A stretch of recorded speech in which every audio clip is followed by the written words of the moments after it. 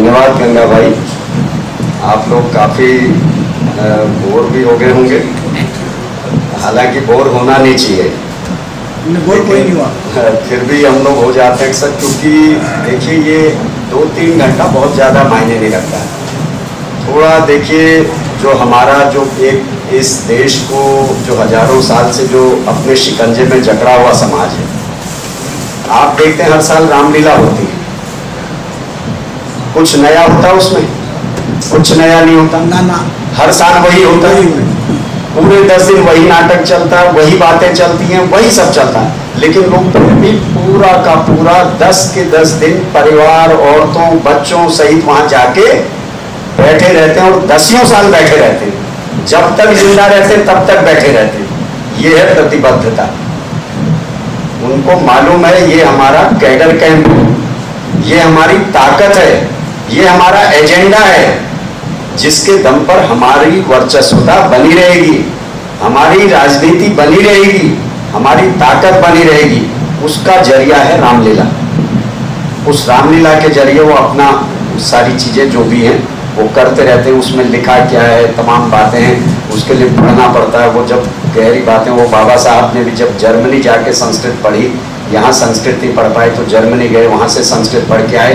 उसके बाद जब उन्होंने सारे धर्म ग्रंथों को पढ़ा तब उन्होंने कहा, बताओ ये इसमें इतना खतरनाक लिखा हुआ है, जिसमें गालियाँ लिखी हुई हैं, सजा लिखी हुई है कि अगर शूद्र वेद मंत्र पढ़ने चल दे उसके कान में शीशा पिघला के डाल दो, अगर वेद मंत्रों का उच्चारण कर दे उसकी जीभ काट दो।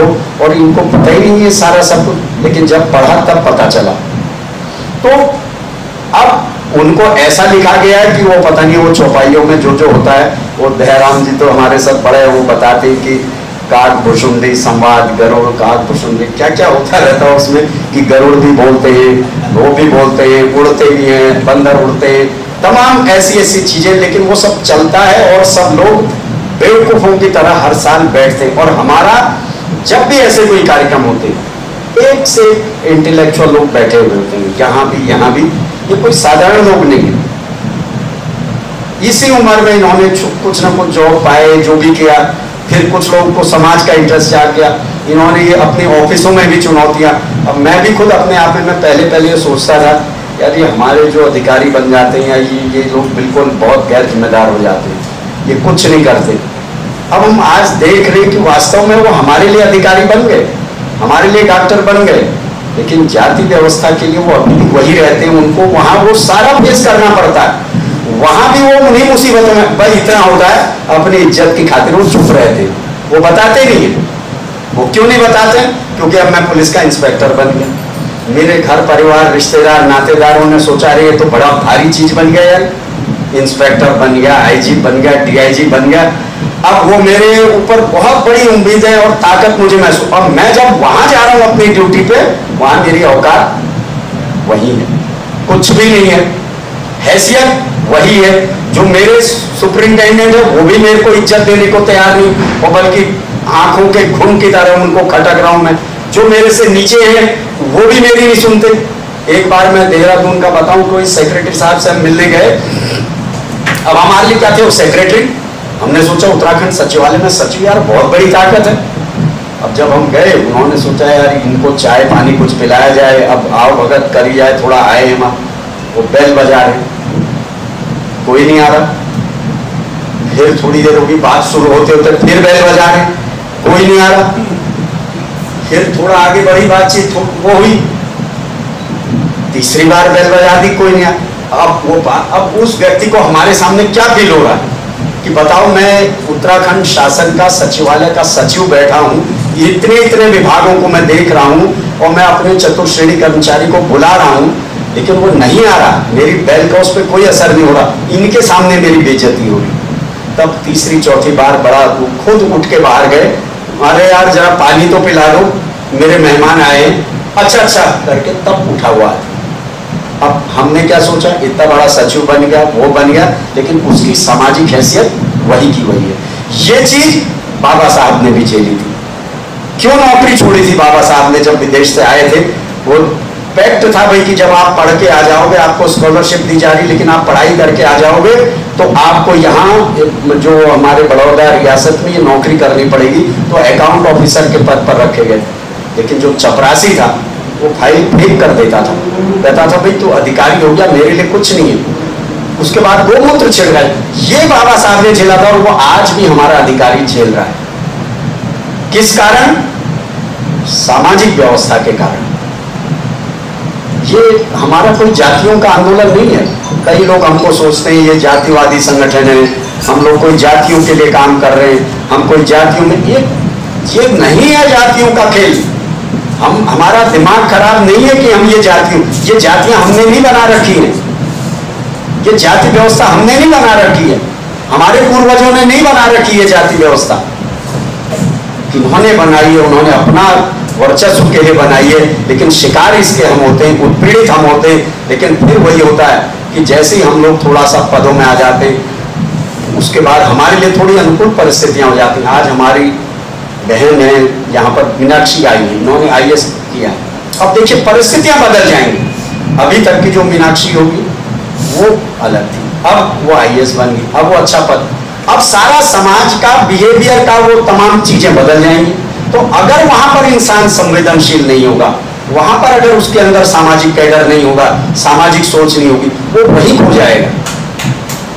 उसे लगने लगेगा यार, उसे हमारी बातें बेवकूफी लगने लगेंगी, उसे लगने लगेगा ये पता नहीं क्या करते हैं यार ये लोग, क्या ऐसा तो कहीं कुछ है नहीं समाज में, मेरा तो देखो, क्योंकि मैं जीता भुक्तभोगी, मेरा ऐसी सफलताओं को मुझे नहीं चाहिए ये सफलताएं।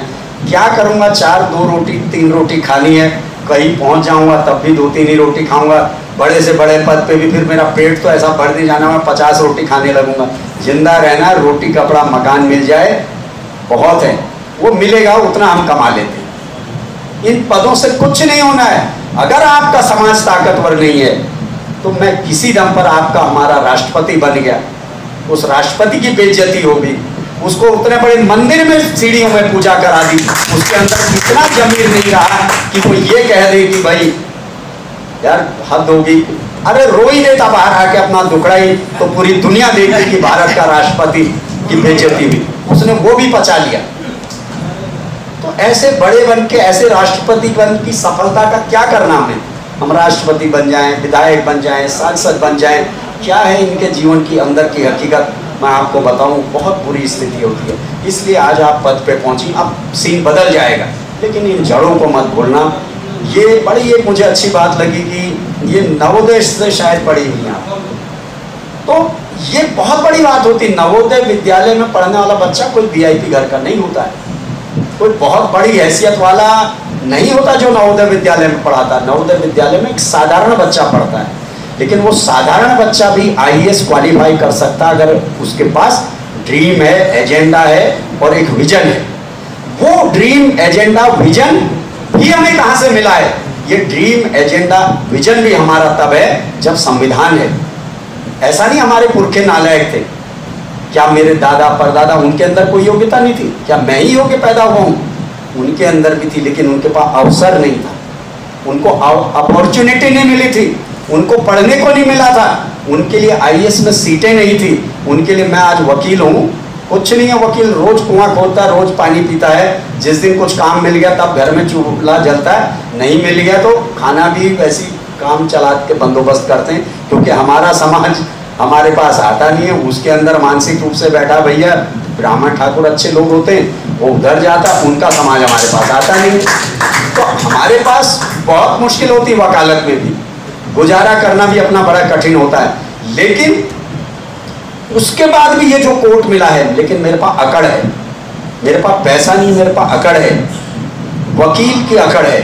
आज ये जो हम ये मीटिंग में बैठे हैं, कल हम यहाँ पर आए थे, वैसे लगभग 5,000 रुपया नॉर्मली, लेकिन हमने अधिवक्ता संघ का बैनर दिया था, तो बाद में उनको हमें आसानी से दे दिया अधिवक्ता संघ में। तब मैंने गंगा से कहा, गंगा ये अधिवक्ता साधारण चीज नहीं है, लेकिन 75 सालों में हमने अधिवक्ता की ताकत नहीं जानी, बहुत बड़ी ताकत है ये कोर्ट। हो सकता है आपके पास पैसा कुछ कम आ रहा है, खर्चा कुछ कम चल रहा है, लेकिन आप कहीं पर भी अगर SP के कार्यालय में चले जाओ, डीएसपी के चले जाओ, डीएम के पास चले जाओ और कहो प्रगतिशील अधिवक्ता संघ के लोग आए हुए 8-10 लोग वकील आए, वो तत्काल आपसे मिलेगा। ये वकील की ताकत है। ये हमें कहां से मिली? ये वकील की ताकत भी मुझे तब मिली जब मैं अल्मोड़ा कैंपस में एडमिशन के लिए गया। 100 सीटें आरक्षित थी, 100 सीटें थी जिसमें 21 सीटें आरक्षित थी। वो उस समय यूपी था 98 में, 21 सीटें शेड्यूल कास्ट के लिए आरक्षित। क्या मेरे बड़ा भारी मैंने कमाल कर रखा था जो 21 सीटें हमारे लिए थी? ये कौन कर गया 21 सीटें?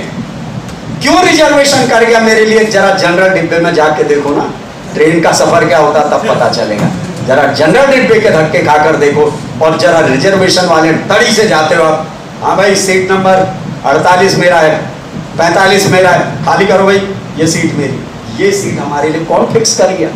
ये रिजर्वेशन कौन कर गया? ये हमारे लिए हमें जनरल डिब्बे में धक्के खाने से कौन बचा गया? वो क्यों बचा गया और किन हालातों में बचा गया, ये सोचने की जरूरत है। कल मैं एक गाना सुन रहा था, वो बाबा साहब की, हम तो बैठते ही नहीं है। अभी हम लोगों ने सोचा कि हमको हर दिन बैठना चाहिए, हर दिन हर मोहल्ले में बैठना चाहिए, ये बातें करनी चाहिए। अब एक दिन अगर महीने में कभी एक मीटिंग होगी, उसमें अब सबको नंबर ही नहीं मिल पाता बोलने का, सबसे कहना पड़ता है हमें, फिर बड़ा शर्मिंदगी होती है कि यार भाई कम शब्दों में बोलो, कम शब्दों। क्या करें? अगर अभी ज्यादा शब्दों का बखान करने लगते हैं तो 4 लोग 10-20 बैठे वो भी चल देंगे। तो अगर आपकी रोज मीटिंगें होंगी, अगर आप रोज बैठोगे तो सबको अपने अनुभव साझा करने को मिलेगा। क्या पता किसके पास कितने अच्छे अच्छे अनुभव हैं। तो जब मैं वो गाना सुन रहा था उसमें था माता रमाबाई अंबेडकर का त्याग। हमने पढ़ा माता रमाबाई अंबेडकर को, या खाली एक प्रतीक बना के लगा दिया, उससे कुछ नहीं होना। घर में डॉक्टर अंबेडकर की फोटो टांग देने से कुछ नहीं होना। बाबा साहब अंबेडकर जब लंदन से पढ़ाई पूरी करके आए, उनका स्वागत सम्मान रखा गया था। तो रमाबाई अंबेडकर जी ने सोचा आज मेरे पति का स्वागत है, मैं भी जाके देखूं मेरे साहब का कैसा स्वागत होता है। तो बड़ी खुशी थी, उत्साह था कि भाई रोज ही संघर्ष, रोज ही मुसीबतें, रोज ही अभाव, गोबर के उपले पात पात के बेच के बाबा साहब को भेजा। बच्चे मर गए, बच्चों की दवाइयों का इंतजाम नहीं हुआ, बाबा साहब को भेज दी गई। ऐसे बाबा साहब पढ़कर आए हैं, सम्मान होना है। उन्होंने कहा मैं भी उस कार्यक्रम को देखूं जाके। तो देखा, जब अंदर धोती साड़ी निकालने की कोशिश करी, एक धोती थी या साड़ी थी, साड़ी तो क्या होगी, धोती होगी। वो धोती जब निकाली अलमारी से, उसमें भी छेद ही छेद फटी। अब क्या यार, अब क्या करूं यार, ये फटी धोती अगर मैं पहन के जाती हूँ तो क्या कहेंगे लोग, बड़ी बेइज्जती होगी यार। बाबा साहब अंबेडकर जिनका इतना बड़ा सम्मान हो रहा, उनकी पत्नी फटे छेदों वाली धोती पहन के आई। अब तब बड़ा दुखी हो गई। तो फिर उन्हें ध्यान आया, अरे एक दिन बाबा साहब को साहू जी महाराज ने पगड़ी पहनाई थी। उन्होंने कहा यार वो पगड़ी ढूंढो। तो वो अंदर कहीं वो पगड़ी रखी थी, वो पगड़ी का जो कपड़ा था वो ढूंढा, उसको धोती के रूप में लपेटा और वो बाबा साहब के उस कार्यक्रम के सम्मान समारोह को देखने रमाबाई अंबेडकर गई। तो अब वो भी उसमें एक इंसल्ट फील हो रही थी कि ये साड़ी धोती तो है नहीं, तो पीछे कहीं पेड़ के पीछे जाके छुप गई। वहां पर से सुना, लेकिन बाबा साहब की नज़र वहीं पहुंच गई। उन्होंने कहा मेरी पत्नी वहां बैठी है। तो जब बाबा साहब ने अपना संबोधन के बाद वहां पर गए, उन्होंने कहा अरे तुम यहाँ क्यों बैठी हो? तो तमाम बातें हुई और रोए बाबा साहब। उन्होंने कहा बताओ रमा मैं क्या करूं, मैं तड़प रहा हूं, मैं मतलब आज तक तुझे एक साड़ी नहीं दिला पाया। ये है हमारी जो आज हमारी औरतों के, आप जरा अलमारियां खोलिए, पता नहीं होंगे उनको कितनी साड़ियां उनके पास, ढेर लगा हुआ है साड़ियों का।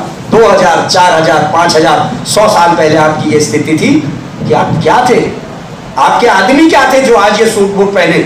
एक कपड़ा होता था, तलांग मलांग ढकते थे। आज की हमारी पीढ़ी कह रही है यार ये क्या है सब फालतू का। आपके दादा, जो आज का बच्चा, उसके दादा ने वो दौर झेला कि एक कपड़ा पहन के घूमता था, नीचे भी उससे ढकता था, ऊपर भी उससे ढकता था। हम अपनी जड़ों को, हमें मतलब ही नहीं है। तब बाबा साहब से रमाबाई, बाबा साहब ने कहा रोए कि मैं रमा तेरे लिए एक आज तक ढंग की साड़ी नहीं खरीद पाया, मैं तेरे लिए कुछ नहीं कर पाया। तो उन्होंने कहा साहब कोई बात नहीं, आप मेरे लिए छोड़ो, आप लेकिन इस देश में ऐसी व्यवस्था करके जाना कि इस देश में औरतें अच्छी साड़ी पहन सकें, अच्छी इज्जत की जिंदगी जी सकें, और उनकी जिंदगी में कभी कपड़ों की ऐसा नारी को आप जगह देके जाना। तब वो बाबा साहब ने हिंदू कोड बिल लाए, जिसके कारण उनको कैबिनेट मंत्री पद से इस्तीफा देना पड़ा। जब और लोगों ने कहा भाई नहीं ये तो हमारे धर्म पर छेड़छाड़, हमारा ये आंतरिक मसला है, आप हमारी औरतों, जो धर्म शास्त्रों में औरतों के लिए लिखा है हम उसी अनुसार चलाएंगे। लेकिन बाबा साहब ने कहा नहीं, तो उन्होंने कहा अगर ये मंजूर नहीं है तो मुझे मंत्री पद मंजूर नहीं। तब आज हमारी औरतें ये जो आगे बढ़ी हैं, जो आज साड़ियाँ कितने कितने के लहंगे पहन रही हैं जब शादियां आ रही हैं, एक दिन के लिए 10,000, 20,000, 25,000, 30,000, 40,000, एक दिन का खेल, और 10,000, 20,000 का मेकअप होता है। लेकिन उन औरतों को अभी जैसे एक बात आई थी हमारे साथ में, कहा था महिला संगीत होता है, नाचने के लिए 400-400, 500-500 लोग बैठ रहे हैं, लेकिन जब ये सामाजिक कार्यक्रम हो रहे हैं तो मैं यहाँ पर 20 लोग नहीं मिले। मैं इसलिए कई बार अभी आई थी बात कि बहुत अच्छा सीन है, 14 अप्रैल को आपको लोग दिख भी जा रहे हैं, भीड़ भी दिख जा रही है, लेकिन मैं असंतुष्ट हूँ। मैं संतोष में जीना नहीं चाहता हूँ। मैं असंतुष्ट इसलिए हूं कि मुझे 14 अप्रैल को भले ही आज भीड़ दिख जा रही, लेकिन जब कोई वैचारिक कार्यक्रम होता है उसमें 20-25 लोग से ज्यादा नहीं होते, ये बहुत खतरनाक है। और उनका एक एक मोहल्ले की, एक एक गांव की, एक एक बूथ की जब मीटिंग हो रही है, वहां पर 100-100, 200 लोग बैठ रहे हैं और वो कसम खा रहे हैं, वो कह रहे हैं आप भले ही हमारे ऊपर ये जो तेल आज आप 100-150 दे रहे हो, 1000 दे दो, हमें मंजूर है, लेकिन आप आओ, दोबारा आओ और वो हमारा प्राचीन गौरव जल्दी से जल्दी लौटाओ, ये पैर की जुत्ती को फिर से पैर में पहुंचाओ, ये सिर पे चढ़ गई है। वो कसम खाए हुए हैं। और हमारे लोगों को क्या मतलब है? हमारे लोग मस्त हैं, वो कह रहे हैं पैर की जुत्ती साला सिर में चढ़ गई है, इसको जल्दी से जल्दी वापस उतारो। ये साले, लिखा है उनके धर्मशास्त्रों में लिखा, शक्ति नापी शूद्रेण न कार्यो धन संचय। ये धन संचय कर लेता है तो ये घमंड करता है, हमारे आगे आके ऐंठ के चलने लगता है, इसलिए इनके पास धन नहीं होना चाहिए। आपका धन भी निशाने पर है, आपके पद भी निशाने पर है, आपका धन भी निशाने पर है, सब कुछ निशाने पर है, और आप और हम बड़े, तो इसलिए मैं तो इसलिए असंतुष्ट रहता हूँ, इसलिए मैं तड़पता हूँ। मेरा दिमाग खराब नहीं है कि मेरी भी इच्छा करती थी कि भाई हम भी अच्छी जिंदगी जी सके, लेकिन क्या मैंने देखा, अपने विधायकों की हालत देखी, अपने अधिकारियों की हालत देखी, बहुत लंबे प्रसंग है, उतना यहाँ पर न, इसमें अगर मैं लिख देता सारी चीजें, ये आप लोग पढ़ते ही नहीं। मैंने कहा इसलिए इसे कम से कम लिखा जाए, कम से कम लिखा जाए, शॉर्ट में लिखा जाए, ताकि लोग पढ़ लें। बहुत कुछ है कहने को, लेकिन यहाँ पर कहने का उतना समय नहीं है। जो हमने हालात देखे, जो देखे, तब मुझे लगा इन पदों को लेके मैं भी क्या कर लूँगा। अभी जब मैंने PhD करी है, उस समय भी मेरे पास 2-3 बार ऑफर आए। क्या ऑफर आए? अल्मोड़ा कैंपस ले लो या नैनीताल कैंपस ले लो, जहाँ चाहो, और राजनीति करो, स्वतंत्र राजनीति करो। अल्मोड़ा कैंपस या नैनीताल कैंपस में रहोगे, पॉलिटिक्स में भी रह सकते हो, क्योंकि आप सरकारी नियमावली से बाहर हो। आप पद भी लो, पैसा भी लो, सब कुछ लो। लेकिन मैंने कहा यार क्या बात कर दी साले, कोई बात नहीं, मतलब कम से कम 1-1.5 लाख रुपया महीना का तो सिक्योरिटी हो जाती। ऐसी जब 2003-04 में था, सरकारी वकील के 3-4 बार प्रस्ताव आया कि भाई ये सरकारी वकील, अगर मैं उस समय सरकारी वकील का मैंने ऑफर एक्सेप्ट कर लिया होता, अभी हाई कोर्ट जज में मेरा सबसे ऊपर लाइन होता। बीच में एक ऑफर आ रहा था कि भाई एक SC जज होना चाहिए। अचानक राष्ट्रपति ने कभी कह दिया था कि यार SC कुछ है नहीं, तो एक चर्चा छिड़ गई यार SC भी जज होने चाहिए, क्योंकि जहाँ जहाँ आपका रिजर्वेशन नहीं है वहाँ आपको कुछ नहीं बनाया जाता। आप वहीं पर बन पाते जहाँ रिजर्वेशन होता है। हाई कोर्ट, सुप्रीम कोर्ट के जजों में रिजर्वेशन नहीं है, वहाँ नहीं बनाया जाता। तो हाई कोर्ट में जब ये बात आई, अब ढूंढे गए SC के वकीलों में, तो कोई मिला ही नहीं। एक थे कुछ समय सरकारी वकील बने, बाद में वो भी कुछ घूस-घास मांगने के चक्कर में, करप्शन में उनका नाम ऐसे आने के कारण वो भी बाहर हो गए। फिर एक दूसरे का, अगर मैं 3-4 में सरकारी वकील बन गया होता, अभी हाई कोर्ट जज में मेरा नाम चल रहा होता, और क्या पता ये हो जाए। लेकिन क्या कर लेते हम, हमें वहाँ का भी सीन का पता है, कुछ नहीं। इसलिए व्यवस्था की लड़ाई है। जब तक हमारी व्यवस्था अनुकूल नहीं होगी, ये जो आज बामसेब से हम क्यों जुड़े हुए हैं, बामसेब ये राजनीतिक परिवर्तन या मात्र ये सब परिवर्तन नहीं, ये व्यवस्था परिवर्तन की पूरी लड़ाई है। और हमारी व्यवस्था जो जिसके खिलाफ हम लड़ रहे हैं, कोई जाति की नहीं है, कोई धर्म की नहीं है, ये मानवतावादी एक अमानवीय व्यवस्था कायम है, जो आदमी आदमी में भेद कर दे रही। उसको खत्म करके एक मानवतावादी व्यवस्था लाएं, जहां हम इंसान हैं। हम ये, अब इसके लिए भी अगर आपको शर्म आती है कहने में, आपको डर लगता है कि यार मेरे सवर्ण दोस्त नाराज हो जाते हैं मैं अगर इन मीटिंगों में जाता हूं, मैं मानव बनूं यार, मेरे को मानव का दर्जा दे दो, मैं मानव हूं, ये कहने में अगर आपको शर्म आ रही है और लग रहा है मेरे सवर्ण दोस्त नाराज हो जाएंगे, मेरे पंडित ठाकुर दोस्त नाराज हो जाएंगे, तो फिर तो यार अमानव बने रहो। फिर क्या करना है? हमारी लड़ाई सिर्फ इतनी है, हम किसी जाति के खिलाफ नहीं, किसी धर्म के खिलाफ नहीं, किसी संप्रदाय के खिलाफ नहीं। हम व्यवस्था, जो व्यवस्था है, जो मानव को में अंतर कर दे रही, एक मनुष्य की औकात इतनी नहीं है, उसके घर में गाय, कुत्ता, बिल्ली घुस जा रहा वो चलेगा, लेकिन आदमी नहीं घुस सकता। ये जो अमानवीय व्यवस्था है ये खत्म होनी चाहिए। लेकिन इसको खत्म करने के लिए जो पुरखों ने लड़ाई लड़ी है, उसकी बदौलत हमें थोड़ा बहुत मिला, लेकिन थोड़ा बहुत मिलके जो हमारी क्रीम आई, जो हमारे पदों पर लोग आ जा रहे हैं, वो सारा भूल जा रहे हैं। वो सब भूल जाते हैं उनको, क्योंकि सब हरा ही हरा दिखता है, तो उन्हें जो पुराना अपना सूखापन या वीरानी या समाज की, आज भी आप गाँव में जाकर देखें बहुत बुरे हालात हैं। जिन घरों में सरकारी नौकरियां थोड़ी आई, उन घरों में थोड़ी चमक है, उनके शरीर में थोड़ी चर्बी चढ़ी है, उनके घरों में थोड़ा रंग रोगन हुआ है। जिन घरों में सरकारी नौकरी नहीं मिली, आज भी उनके घरों को देखिए, बहुत बुरे हाल, फटे हाल में जी रहे हैं। उनको न धर्म का पता है, न कर्म का पता है, न सामाजिक चेतना पता है, न महापुरुषों का पता है। कौन करेगा ये हमको आपको करना पड़ेगा, जिनको कुछ मिला। इसलिए मैं ये, मेरा ये किताब का और कोई मकसद नहीं था कि मैंने इसलिए लिखी ये कि जो मेरे जैसे साथी हैं वो इसको पढ़ें कि हो सकता है, काम किया जा सकता है। और पद के जहां अगर आप लालच में काम करेंगे तो आप जिंदगी में कभी कुछ नहीं कर सकते। आज मैं देख रहा हूं मेन स्ट्रीम की पॉलिटिक्स में जो 2 राजनीतिक पार्टियां हैं, तीसरा एक दिल्ली में और उभरा है, उसका भी अगर आप जन्म देख लें तो पढ़ना पड़ेगा आपको। बहुत खतरनाक जन्म है। जब एम्स में रिजर्वेशन के खिलाफ जो मूवमेंट हुआ था कि ये अनुसूचित जातियों, जनजातियों के जो डॉक्टर आ जाते हैं, ये मरीजों के लिए बड़े खतरनाक होते हैं, इसलिए मेडिकल कॉलेजों से आरक्षण समाप्त किया जाए, एक आंदोलन चला था 2003-4 के दौर में। ये अयोग्य लोग आ जाते हैं, ये मार देंगे मरीजों को, ये कैंची छोड़ देते हैं, पता नहीं क्या क्या एलिगेशन लगाए गए।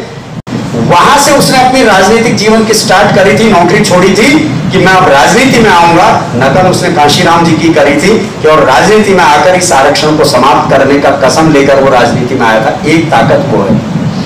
दूसरा, जो प्रचलित है पुराने, उनके यहाँ हमारी जो हैसियत है, अनुसूचित मोर्चे बने हैं, अनुसूचित जाति प्रकोष्ठ बने हैं, विभाग बने हैं।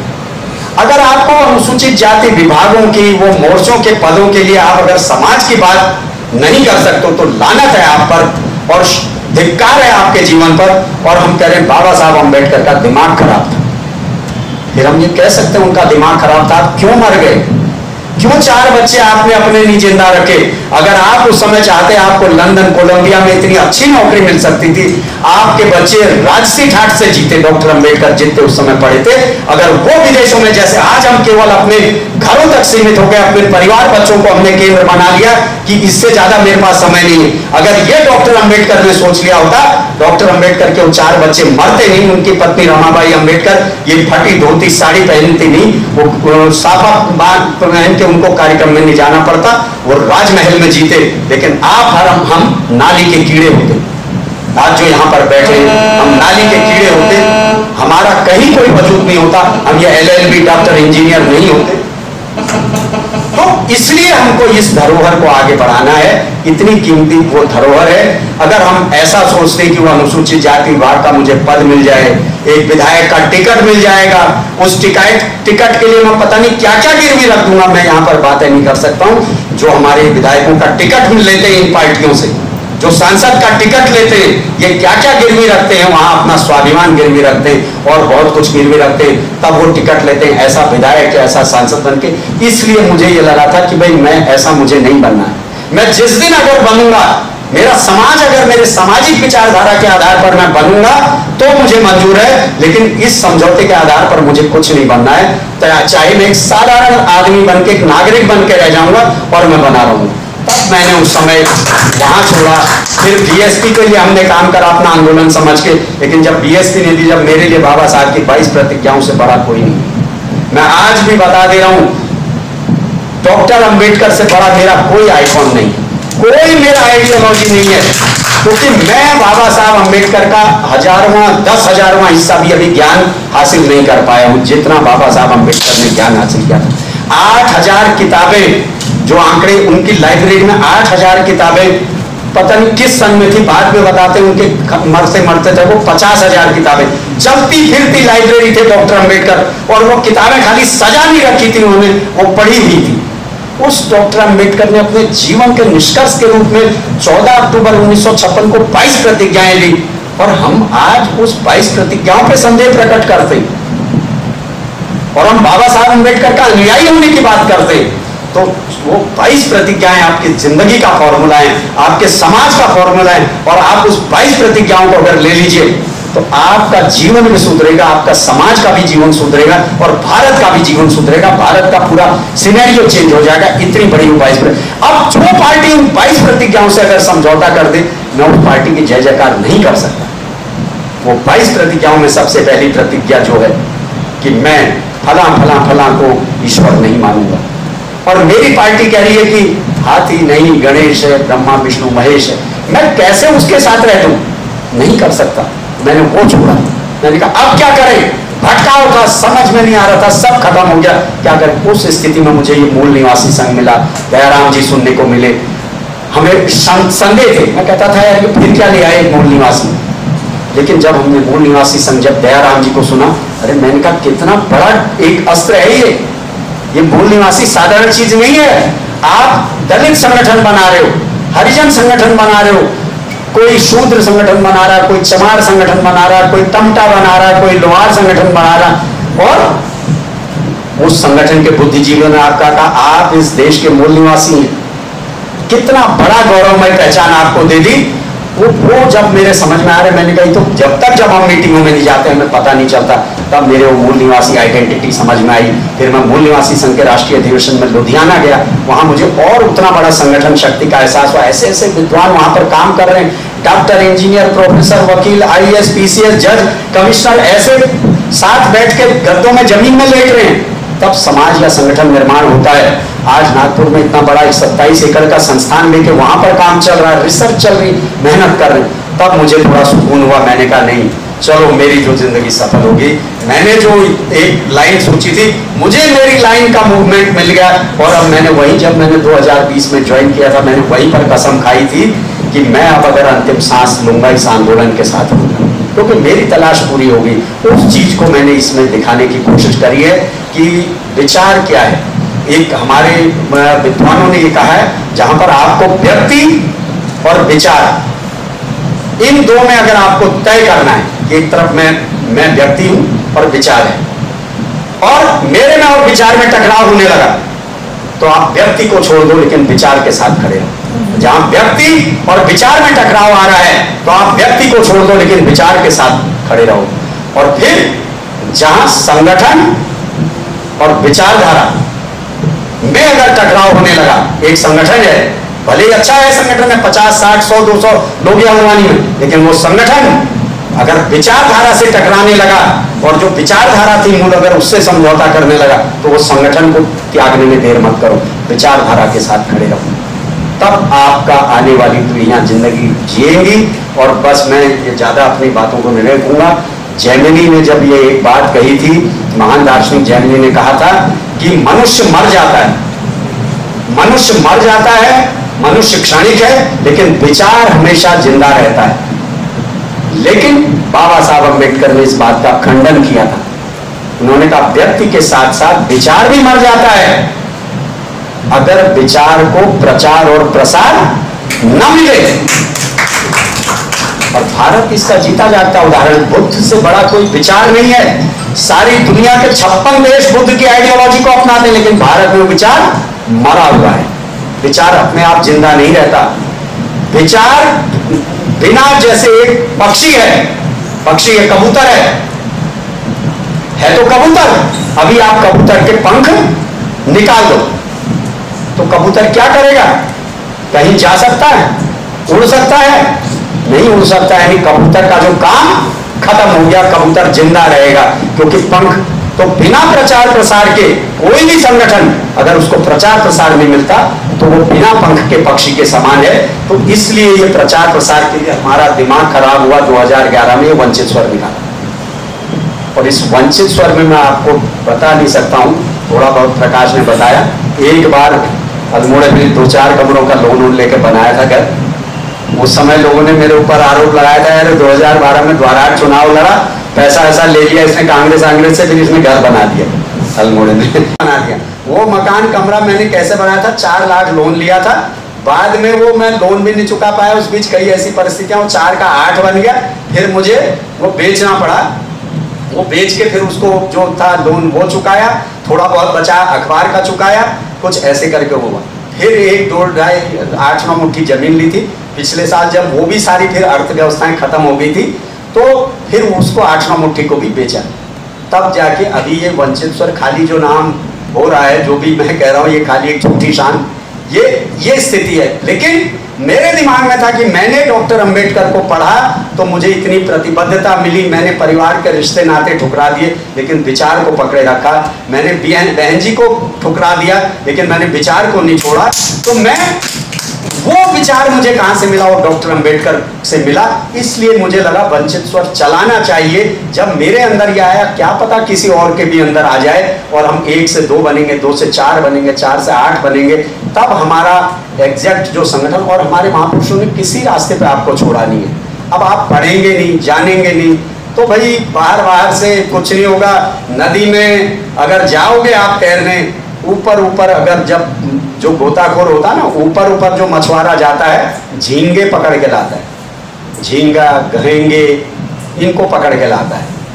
अगर जब आपको गहराई में जाते हो, आप जो गोताखोर, वो मन के हीरे मोती जो भी होते हैं, गहराई तक जाना पड़ता है। अब आप आंदोलन भी चलाना चाहते हो, संगठन के पदाधिकारी भी बनना चाहते हो, पढ़ना भी नहीं चाहते हो, मेहनत भी नहीं करना चाहते हो, धूप में भी नहीं निकलना चाहते हो, और चाहते हो मैं पदाधिकारी भी बनूं, समाज का भी उद्धार हो जाए, बाबा साहब की भी जय जयकार हो जाए, तो ये होने वाला नहीं है। इसलिए ये विचार के प्रसार के लिए हमने वो किया, लेकिन इसमें इतनी कठिनाइयां आती हैं, तमाम परिस्थितियां आई, सब कुछ है, जो भी है उसको ज़्यादा बखान करने की मैं चाहता भी नहीं था। मैं कोई बात नहीं, वो मेरा इंटरेस्ट था। कई लोग तो कहते हैं, अभी भी एक हमारे साथी ने मुझे अल्मोड़ा में इतना बढ़िया बात कही, उन्होंने कहा, अरे तुम्हारा दिमाग खराब है, ये जो वंचित स्वर चला रहा है, ब्लैक मनी है उसके पास, ब्लैक मनी खपाने के लिए वंचित स्वर चला रहा है। ये हमारा रिजल्ट है, हमारे लोग किसके पास इतना ब्लैक मनी है, ये ब्लैक मनी खपाने के लिए अखबार चलाता है। अभी कई लोग कहते हैं, अरे दिमाग खराब, उसने हल्द्वानी में मकान ले लिया अभी 22 का चुनाव लड़के। मैंने कहा 22 का चुनाव लड़ा, फिर 10-20 लाख ले लिया उसने, और 10-20 लाख लेके हल्द्वानी में मकान बना के बैठ गया वो। अब अगर मैं कितना मकान बना रखा है, ये मेरे साथी जान सकते हैं। तो जब हम किसी हमारे बीच, और मैं आपको छोटा सा एक उदाहरण देकर बात को खत्म कर रहा हूँ, बहुत ये हो गया लेकिन अब बात कहनी पड़ जाती है। मैं एक उदाहरण दे रहा हूँ कि 2014-15 के आसपास की बात है, आपको ध्यान होगा निठारी कांड। निठारी कांड आप सब लोगों ने सुना होगा। उस निठारी कांड में कहा गया था नरपिचास, अखबारों में आता था नरपिचास सुरेंद्र कोली, नरपिचास कहा जाता था सुरेंद्र कोली को। और कई केसों में सुरेंद्र कोली को लगातार फांसी होती जा रही थी। एक मनिंदर सिंह पंडेर था जिसकी बिल्डिंग में ये सारा कांड हुआ था, कई बच्चों को मारा गया था। बाद में जब वो सारा छानबीन में ये निकला था कि उस बिल्डिंग में बच्चों को मारा जाता था, बच्चों को किडनैप करके लाया जाता था, वहां से उनकी किडनियां निकाली जाती थी और सप्लाई होती थी बड़े बड़े हॉस्पिटलों में। तो उस बिल्डिंग में काम करने वाला एक नौकर था सुरेंद्र कोली, अल्मोड़ा जिले के सल्ट का रहने वाला। उसको फटाफट सारे के सारे आरोप उसके ऊपर मर दिए गए थे। पूरा निठारी कांड का खलनायक किसको बना दिया था? सुरेंद्र कोली को, कि यही नरपिचास है, यही नरपिचास है, यही नरपिचास है, ये इतना क्रूर है, इतना जालिम है। सारे लोग हम यही पढ़ रहे थे, अरे अगर हमारे हाथ पड़ जाता साले के टुकड़े टुकड़े कर देते, हमारे हाथ पड़ जाता। वो कौन था? घर का नौकर, घर का नौकर, अनपढ़ आदमी क्या किडनियां निकालेगा किसी की? कितना बड़ा खेल होगा उसमें, कितने डॉक्टर मिले होंगे, कितने बड़े बड़े लोग मिले होंगे उस बिल्डिंग का माल। लेकिन सारे ठीकरे सुरेंद्र कोली के ऊपर फोड़ के 2014-15 में सुरेंद्र कोली को फांसी की तैयारी, फांसी सुना दी थी। निचली कोर्ट ने सुनाई, सीबीआई कोर्ट ने सुनाई, सुप्रीम कोर्ट ने सुना दी, राष्ट्रपति के पास खाली फॉर्मेलिटी के लिए दया याचिका गई, वो भी खारिज हो गई, और गृह मंत्रालय से सुरेंद्र कोली के फांसी के आदेश जारी हो गए थे। अखबार में खबर आ गई थी कि इतनी तारीख को सुरेंद्र कोली को फांसी दी जाएगी। ये इसलिए मैं बता रहा हूं कि ये सुनने थोड़े कुछ चीजें जरूरी हैं। अब अखबार में आ गया था जल्लाद का इंटरव्यू, जिस जल्लाद ने फांसी देनी है उसका साक्षात्कार आ गया था कि अब तक वो कितने लोगों को फांसी दे चुका है, अगला नंबर अब सुरेंद्र कोहली को मुझे फांसी देनी है, मेरा इतना एक्सपीरियंस है, ये सारा।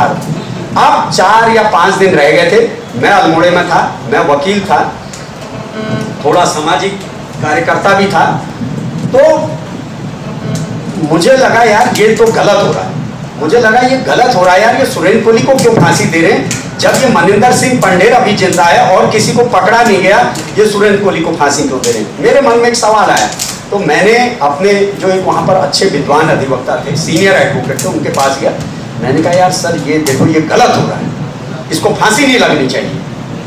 तो उन्होंने मेरे से कहा ऐसे बड़े भाई हाथ जोड़े, ये नेतागिरी ना तुम, ये नेतागिरी पब्लिक में करना, पब्लिक को बेवकूफ बनाओ तुम, लेकिन मैं एक वकील हूं, मैं यहाँ डिस्ट्रिक्ट कोर्ट का इतना वकील हूं, इतने साल की मेरी वकालत होगी, तुम बताओ भारत के कौन से कानून से मैं ऐसा लिखा है कि जिसको सुप्रीम कोर्ट ने सजा दे दी है, राष्ट्रपति ने दया याचिका खारिज कर दी है और गृह मंत्रालय से आदेश जारी हो, तुम कह रहे हो उसको फांसी नहीं होनी चाहिए। ये क्या मूर्ख बना रहे हो तुम मुझे, ये पब्लिक में जाके आप बेवकूफ बनाओ, एक वकील को बेवकूफ नहीं बना सकते। अरे यार मैंने कहा आप इतना वो क्यों हो रहे हो, मैंने कहा अभी तो जिंदा है ना, मैंने कहा अभी जिंदा, लेकिन कहां से बच सकता है, किस नियम से। मैंने कहा छोड़ दो नियम धारा, नियम धारा भी आदमी ने बनाई है और अगर आदमी चाहे नियम धारा भी बदलती है, लेकिन अभी वो जिंदा है, हमें उसको जिंदा रखने की डिमांड करनी चाहिए। उन्होंने कहा यार ये मेरे बस का नहीं, तुम जाओ, ये खाली बकवासबाजी मेरे सामने मत करो। और मैं गया, मेरे अंदर थी, हमने पूरा प्लानिंग करी, हमने ज्ञापन बनाया, गृह मंत्रालय को बनाया, प्रधानमंत्री को बनाया, 20-25 संगठनों का बनाया। तरीके होते हैं, जब आप कोई चीज को करना चाहते हैं तरीके बनाए जाते हैं। 20-25 संगठनों का ज्ञापन बनाया, वहां पर डीएम के यहाँ सबको बुलाया, थोड़ी देर बैठे और मीडिया को बुलाया और सीधे राष्ट्रपति और प्रधानमंत्री को डीएम के थ्रू ज्ञापन भेजा। और उसको फिर हमें एक साथी ने बताया कि पर्सनल फैक्स भी करना, नहीं तो 3-4 दिन ये ज्ञापन जाएगा देहरादून, देहरादून से वहां दिल्ली, तब तक उसको फांसी लग जाएगी, इसलिए ज्ञापन को डायरेक्ट भी भेजना। और हमने ज्ञापन को भेजा। अब आई थिंक संडे की रात या मंडे को उसको फांसी टंगनी थी, हमने शुक्रवार को ये ज्ञापन भेजा। अब उस दौर का जमाना था, ये सोशल मीडिया कोई एक्टिव नहीं था, कुछ पता नहीं चलता। सोमवार गुजर गया, हमें पता नहीं, हमने अपना काम कर दिया, मीडिया में सारी खबर चल गई, सब कुछ हो गया, ज्ञापन चला गया, दूसरे दिन खबर भी आ गई। अब हमने अपना काम कर दिया था, भाई जो भी होगा। सोमवार गुजर गया, मंगल गुजर गया, कुछ पता नहीं चला। बुधवार की, अब मैं तड़पता था यार कि कुछ पता चले। बुधवार की सुबह सुबह में 6 बजे बाजार में आया, एक कमरे में जहाँ रहता, अखबार उठाया, देखा अखबार के फ्रंट पेज के कॉर्नर पे आधी रात रुकी कोहली की फांसी, ये शब्द थे, आधी रात रुकी कोहली की फांसी। तब उसमें था कि रात के 1:30 बजे सुप्रीम कोर्ट की स्पेशल बेंच बैठाई गई। ये जो यहाँ का विरोध था कि सुरेंद्र कोहली के गृह जनपद में आवाज उठ गई कि उसकी फांसी रुकनी चाहिए, और क्योंकि वो उस घटना का चश्मदीद गवाह, वो जो मैंने लॉजिक लिए थे, इस घटना का चश्मदीद गवाह है, कई केसों में अभी ये गवाह है और आप इसे मार के इस केस को खत्म करना चाहते हो। ये हमने सरकार पे एलिगेशन लगाया था और लास्ट में सरकार को झुकना पड़ा। और रात 1:40 पर कोर्ट बैठा के वो, और सुबह 4 बजे जहां उसे नहला धुला के फांसी देने की तैयारी हो रही थी, वहां वो आदेश पहुंचा पूरा। लेकिन कितने लोगों को हमारे ये पता है कि एक वकील ने या एक सामाजिक राजनीतिक कार्यकर्ता ने ये किया? किसी को पता नहीं है, किसी को मालूम नहीं है, हमारे साथियों को मालूम नहीं है। ये होता तो आप कहां पहुंचोगे? जब आपके बीच में, मैं ये मेरी तारीफ के लिए नहीं कह रहा हूं, मैं इसलिए कह रहा हूं कि ऐसे ऐसे लोग हमारे बीच में पड़े होते हैं, लेकिन हमको पता नहीं होता है। ऐसे ही यहाँ पर जो बैठे, इनमें क्या पता इन लोगों ने क्या क्या किया हो, लेकिन हमारी कभी चर्चा नहीं होती, हम बैठते नहीं, हमारी मीटिंगें नहीं होती। मैं थोड़ा हूं, मैं अपने को ही तोप बनता हूं, आप अपने को तोप समझ रहे हो, आप अपने में बैठे हो, खत्म। हमारा, हम सब इंडिविजुअल लाइफ जी रहे हैं, हम सब केवल व्यक्तिगत जी रहे हैं। मैं अपने लिए जी रहा हूं, न परिवार के लिए, न समाज के लिए। हमारे परिवारों में कितना बुरा हाल है, अगर उस सच्चाई को यहाँ पर अभी बोल दें। औरत आदमी एक दूसरे के दुश्मन है 90% घरों में। औरत आदमी को औकात दिखाती रहती है, आदमी औरत को औकात दिखाता। वो कहता है तेरी औकात क्या है, वो कहती है तेरी औकात क्या है साली। तो ये समाज क्या बनेगा, कहाँ से बनेगा? ये समाज तब बनेगा जब ये अपने पुरखों को पढ़ेगा, साहित्य पढ़ेगा, बाबा साहब को पढ़ेगा, 22 प्रतिज्ञाएं पढ़ेगा। हम वो नहीं पढ़ेंगे तो हमारा कुछ नहीं होना है। संविधान आपको अधिकार दे देगा, नौकरियां मिल जाएंगी, नौकरियों से आप रुपया कमा लोगे, थोड़े दिन की झूठी शान की इज्जत जी लोगे, लेकिन फिर वही होना है। तो इसलिए साथियों, तब मुझे ये वैचारिक प्रतिबद्धता के 30 साल लिखने पड़े। मेरे 48 साल की आज मेरी ये, अभी सर ने बड़ा उसमें गौर कर दिया कि भाई 48 ही बनने हुए हैं ये 48 साल की उम्र हो रही, लेकिन 30 साल मैंने ईमानदारी से, क्योंकि मुझे बाबा साहब मिल गए थे। मैं आज की डेट में यहाँ पर से भी कह सकता हूँ कि मेरे जन्मदाता जरूर मेरे माता पिता हैं, लेकिन मेरे जीवनदाता बाबा साहब डॉक्टर अम्बेडकर। और मेरा जीवन बाबा साहब ने तब दिया है मुझे जब वो अपने बच्चों को नहीं बचा पाए। अगर वो अपने बच्चों को जीवन देने में लगे होते तो मेरा जीवन होता नहीं होता, मुझे ये पता नहीं, मैं होता नहीं होता। इसलिए मेरे लिए बाबा साहब डॉक्टर अम्बेडकर मिल गए थे, विचारधारा मिल गई थी, मैंने जितना हुआ उन्हें पढ़ने की कोशिश करी। उसके बाद मेरे लिए कोई रिश्ता, नाता, यारी, दोस्ती अहमियत नहीं रखती। जो उस विचारधारा पर होगा वो मेरा है, उसका मैं साथ दूंगा, उसके साथ मैं खड़ा रहूंगा, फिर चाहे वो कोई भी हो, लेकिन उस पर ईमानदारी से होना चाहिए। अभी इसमें भी ढोंग पाखंड से बच जाना। बाबा साहब का नाम लेने वालों की भी कतार हो गई है पूरे देश में। आज बाबा साहब ब्रांड बन गए हैं। बाबा साहब डॉक्टर अम्बेडकर का नाम लेके मूर्ख बनाने की भी कतार चल गई है, उससे भी सावधान रह जाना। कहीं पता चला डॉक्टर अम्बेडकर को भी बेच खा रहे हैं, बाबा साहब का भी नाम लेके दुश्मन काम कर रहा अपना, बाबा साहब का नाम लेके, उससे भी सावधान रहिएगा। तो इसलिए यही प्रतिबद्धता को मैंने दर्शाने की कोशिश करी। आप लोगों ने बड़े धैर्य से सुना, बहुत बहुत धन्यवाद। इतना कीमती समय दिया, सबका लंच टाइम भी हो गया है। और फिर हम लोग, मेरा सबसे निवेदन है कि ये मेरे लिए आप मत करिए, हर किसी को जिम्मेदारी लेनी पड़ेगी, हर किसी को अपना रोल निभाना पड़ेगा। मेरी तारीफ से कुछ नहीं होना, व्यक्ति कुछ नहीं। मैं बता रहा हूँ, अभी मैं यहाँ पर खड़ा हूँ, कितने आजकल आप देख रहे हो शादी वादियों में ऐसे सीन हो जा रहे हैं। अभी अभी डांस कर रहा है, अभी वो अटैक पड़ रहा है, मर जा रहा है। भी निकल सकता है आदमी कभी भी, लेकिन हमको एक विचार को अपनाना है, इस विचार को अपना यार, अपना दोस्त, अपना सब कुछ बनाना है और अपने बच्चों को देना है। अपने साथ साथ ये नहीं कि मैं बहुत अच्छे काम के साथ, विचार के साथ मरता रहा, संघर्ष करता रहा। मेरे बच्चों ने ठीक विपरीत, आज सुबह जब बच्चों के फोन आ रहे थे, वो हैप्पी बर्थडे, मैंने कहा ना हैप्पी बर्थडे नहीं कहना है, जय भीम जय मूल निवासी कहो, ये हैप्पी बर्थडे है हमारा, ये तुमको आदत बनानी पड़ेगी। जय भीम जय मूल निवासी कहो, ये हैप्पी बर्थडे हो गया। और मेरे हैप्पी बर्थडे क्या करना है, 300 लोग टाइमलाइन पे लिख रहे हैं, मैं किस हाल में जी रहा हूँ मुझे पता, उनको पता भी नहीं है मैं क्या कर रहा हूँ। अब खाली मेरे तुम दीर्घायु हो, तुम्हारे वाह हो, मंगल हो, तुम्हारा भला हो, तुम खुद तरक्की करो, उन्नति। कहाँ से भाड़ में तरक्की, आदमी मरने को तैयार हो रहा हो, कह रहा हूँ उन्नति करो।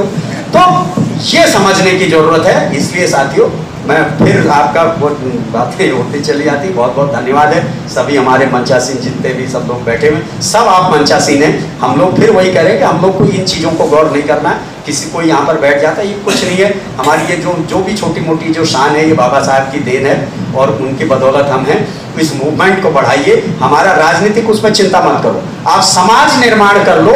चुनाव के समय जब आएगा, चुनाव 5 साल में एक बार आता है, जो हमको लगेगा उसको वोट दे देना, इस पर परेशान मत हो। लेकिन इस नाते राजनीति के कारण, राजनीतिक मतभेद के कारण समाज निर्माण के काम को मत रोको, समाज निर्माण करते रहो। और जब समाज निर्माण में आपकी उस समय जो कसौटी पर खरा उतरेगा, आपको जो लगेगा यार ये हमारा सामाजिक है, आंदोलनकारी है, इसको हमें जिताना चाहिए, उसको वोट दे लो, क्या करना है। लेकिन ये नहीं कि यार ये प्रमोद कुमार इधर जुड़ा है, वो उधर जो, इसलिए मैं इसके कारण, ऐसा नहीं। सामाजिक काम करना, और जिस दिन समाज निर्माण हो जाएगा उस दिन राजनीति भी आपकी हो जाएगी। बिना समाज निर्माण की राजनीति नहीं होगी। राजनीति अगर आपकी हो भी जाएगी, अगर आपका सामाजिक पीछे संगठन आपको जमीन में अर्श से फर्श में आने में देर नहीं लगी, उसका जीता जागता उदाहरण आपके सामने बड़ा है। हजारों लाखों लोगों की मेहनत बेकार हो गई है, तो फिर से हमें समाज निर्माण करना है, आंदोलन को खड़ा करना। इस आंदोलन के सहारे हम अपने समाज को भी संभालेंगे, घर परिवार को भी संभालेंगे, दुश्मन के मंसूबों को भी ध्वस्त करेंगे, और इस समाज निर्माण के सहारे हम राजनीतिक सत्ता भी हमारी हमें मिल जाएगी। बहुत बहुत धन्यवाद। जय भीम, जय भारत, जय मूल निवासी, जय संविधान।